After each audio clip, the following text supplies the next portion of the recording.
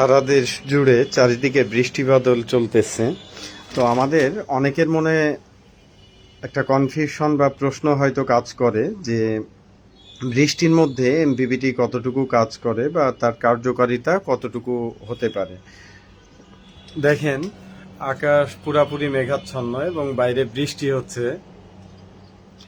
তো এই সময়ে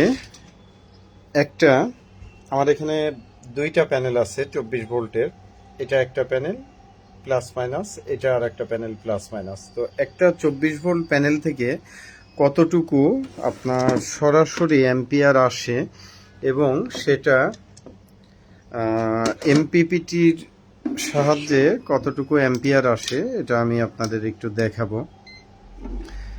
তো এই মুহূর্তে বিভিন্ন ডিস্ট্রিক্টে আমরা যারা শহর অঞ্চলে আছি আমরা হয়তো বুঝতে পারছি না বিদ্যুতের মূল্য কতটুকু। যাদের দীর্ঘ সময় যাবৎ বিদ্যুৎ নাই তাদের জন্য এই বৃষ্টির মুহূর্তে সোলার থেকে আসা এনার্জিটুকু অনেক বেশি গুরুত্বপূর্ণ। তখন বোঝা যায় সামান্য একটা ওয়াটের কতটুকু মূল্য হতে পারে। তো দেখেন, এমপিপিটির আউটপুট থেকে এই মুহূর্তে আপনার অ্যাম্পিয়ার আসতেছে। আমি এটা একটু এখানে রাখি, তাহলে আপনাদের দেখাইতে সুবিধা হবে।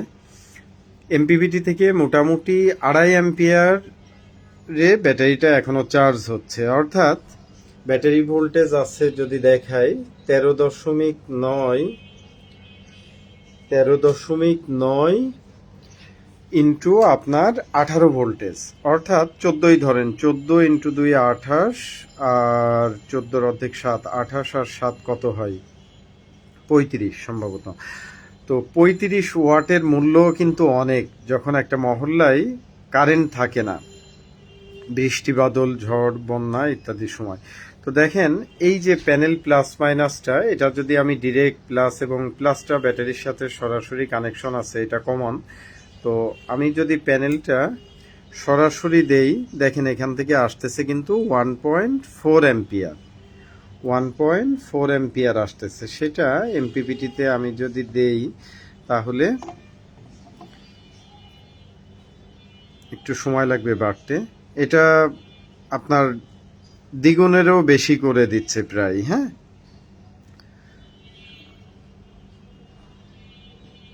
আরো একটু সময় লাগবে। অর্থাৎ আপনার সোলার প্যানেল থেকে এটা গেল একটা প্যানেলের ব্যাপারে। আমি যদি এটা এখন দুইটা প্যানেলে থাকে, দুইটা প্যানেল অবস্থায় দেখেন এটা বিদ্যুৎ সরাসরি আসতেছে। দুঃখিত, মিটারটা ক্যালিব্রেট করি, আমি আপনাদেরকে প্রথম থেকে আবার দেখাই। আচ্ছা দেখেন, প্যানেল যদি আমি এখানে সরাসরি ব্যাটারির সাথে কানেকশন করি, আচ্ছা আমার মনে হয় ক্লিপার মিটারটা একটু অফ করে অন করতে হবে।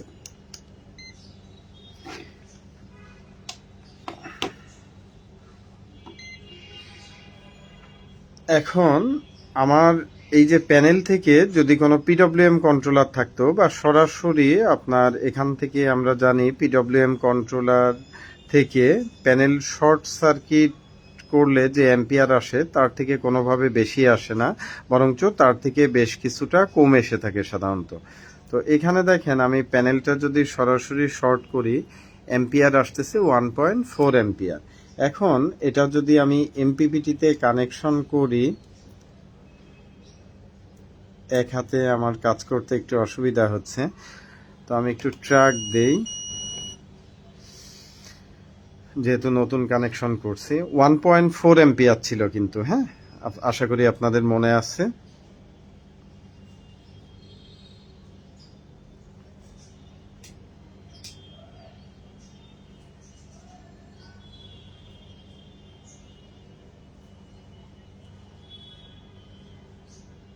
ট্র্যাকিংটা এখনই শেষ হয়ে যাবে,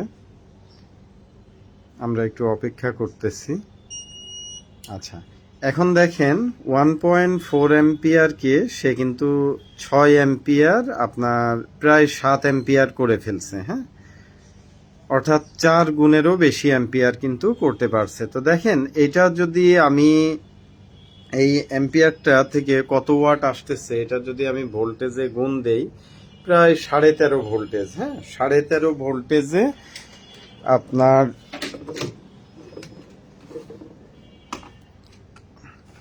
13.5 ইন্টু 6 কত, 81 ওয়াট। এই 81 ওয়াট আপনাদের অনেকের জন্য হয়তো কিছু না, কিন্তু যাদের মহল্লায় অলরেডি বন্যা শুরু হয়ে গেছে, বৃষ্টি হইতেছে বিগত 3-4 দিন যাবৎ, কারেন্ট নাই, এখন কিন্তু আমার এখানেও এটা আমি ঘন কালো আকাশ, বৃষ্টি হইতেছে, এই অবস্থাতে 6 অ্যাম্পিয়ার আসতেছে। তো এই 6 অ্যাম্পিয়ারের এবং 80 ওয়াটের মতো যে ব্যাপারটা আসতেছে, এটার মূল্য কতখানি তারাই বুঝতে পারতেছেন।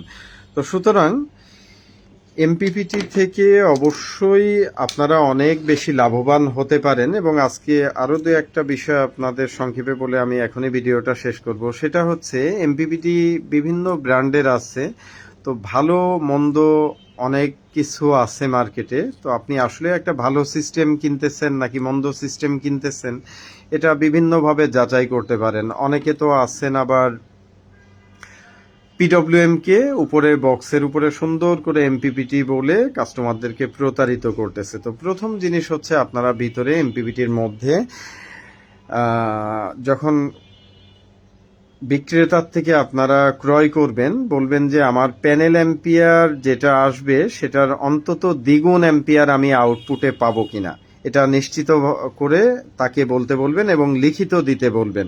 যদি আপনি ইনপুট অ্যাম্পিয়ারের থেকে আউটপুট অ্যাম্পিয়ার ডাবল না পান, তাহলে বিক্রেতাকে বলবেন আমি এই কন্ট্রোলারটা আপনাকে আবার ফেরত দিব। তখন বিক্রেতা অবশ্যই নড়ে চড়ে বসবে এবং আপনাকে ধোকাবাজি পিডব্লিউএম কন্ট্রোলার দেওয়ার সাহস করবে না। আচ্ছা, এরপরে আমাদের দেশেও বিভিন্ন ধরনের এমপিপিটি প্রচলিত আছে। তো সেখানে আপনার কোনটা ভালো কন্ট্রোলার কোনটা মন্দ কন্ট্রোলার সেটা হয়তো বোঝা আপনাদের জন্য অনেক কঠিন হয়ে যাবে। তো যদি সম্ভব হয় চেষ্টা করবেন কন্ট্রোলারটা খোলার জন্য। খুলে আপনি একটা কয়েলের চেহারা, সৌন্দর্য, সাইজ দেখেও বুঝতে পারবেন। যেমন এটা একটা কন্ট্রোলার, এটা একটা কন্ট্রোলারের কয়েল আমরা খুলেছি। এটার কয়েলটা দেখেন অগুছালো ভাবে পেঁচানো, কোনো সিকোয়েন্স বা লেয়ারের ঠিক নাই। ওকে, তো আমরাও কিন্তু চাইলে এই যে এই কয়েলটা দেখতে পাচ্ছেন অনেক সুন্দর কষ্ট করে গুছিয়ে গুছিয়ে কয়েলটা তৈরি করা এবং খুব টাইট করে তৈরি করা। তো এরকম একটা কয়েল তৈরি করতে কিন্তু অনেক সময় লাগে। এটা যদি একটা কয়েল 10 মিনিটের তৈরি করা যায়, এটা হয়তো একটা কয়েল খুব সুন্দর করে গুছিয়ে তৈরি করতে 20 মিনিট বা তারও অধিক সময় লাগবে। তো আমি যদি মনে করি যে এফিসিয়েন্সি তো আসতেছে, হয়তো একটু কম আসতেছে 10%, দিন না ছেড়ে, এত সময় কোথায়, আমার তো আগে টাকা দরকার পকেটে, তখন আমি এই কাজটা করব। আপনারা জ্ঞানী, বুদ্ধিমান, বিচক্ষণ মানুষ, আপনারা আশা করি বিষয়টা বুঝতে পারবেন। আবার ধরেন এই একটা তামাত্তারের কেজি আছে 1300 টাকা, কেজির তামাত্তার আছে। এটা আছে ধরেন আপনার 1550 টাকা কেজির তামাত্তার আছে। আবার ধরেন এটা আছে, এই তামাট্টারটা 2000 টাকা কেজির একটা তামাট্টার। হ্যাঁ, তো আমি কতটুকু আপনাকে দিব, শুধু কয়েলের ক্ষেত্রে না, ভিতরের আপনার যে কার্বন কোরের ম্যাটেরিয়ালস রিংগুলা আছে, এটার ক্ষেত্রেও কোয়ালিটির অনেক বিশাল ব্যাপার স্যাপার আছে। সর্বোপরি আপনার পার্টসের কোয়ালিটি, এখানে আমি কোন ধরনের ডায়োড মসফেট ইউজ করব, 60 টাকা দামেরও আছে, আবার একটা ডায়োডের দাম 250 টাকা দামেরও আছে। এখন আমি কোনটা ইউজ করব বা আপনি কোনটা পাচ্ছেন, আরেকজন কোনটা ইউজ করবে, এই বিষয়গুলো আমার মনে হয় যাচাই করে নিতে পারেন, জিতবেন।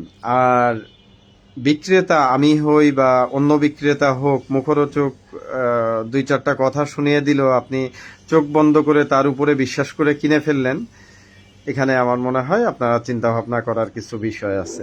ধন্যবাদ, সকলে ভালো থাকবেন। আসসালামু আলাইকুম।